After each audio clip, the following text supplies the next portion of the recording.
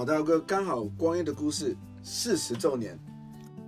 ，40年了，对吧？突然想说，哇，老了那么多。放在这个2022年怎么看这个歌词的，大哥，你的心情？我觉得一代一代哦，就是不断的会有人从大学毕业、初中、高中毕业，所以他就是可以给在那个时代跟那个年轻人有一些生命的一些参考。同感。我觉得，因为郑书贵有一个说法是这样子，就是说，无论我们的科技多先进，我们多超前，但是我们人类的那个循环不会变啊，生老病死。你们提到的，比方说这个春天、秋天、冬天，我们的世界没有变过。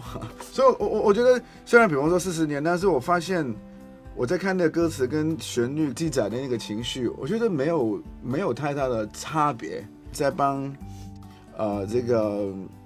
B 站我们在做跟那个叶千玺这个版本，我反过来会从年轻人的心情去讲同一个事情的话，他会用什么的方法跟手法？非常确定，就是说千玺他本身去唱的时候，一定有他的本身他个人的一个特色跟代表这个 generation 的这个年头的那个声音。对，因为现在这个时代已经是很熟悉电脑、很熟悉手机、很熟悉网络的运作的一个时代了。我觉得似乎应该要加一些这个元素进去，对，但是又不能少掉以前那个音乐里面它原来有的那种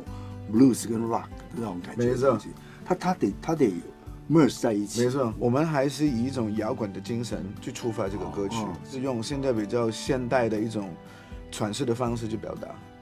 或许用一种更直接的方式，比方说我们把之前的那个比较 blues、folk rock 的那个版本进化到比较 punk rock， 比较直接一点的，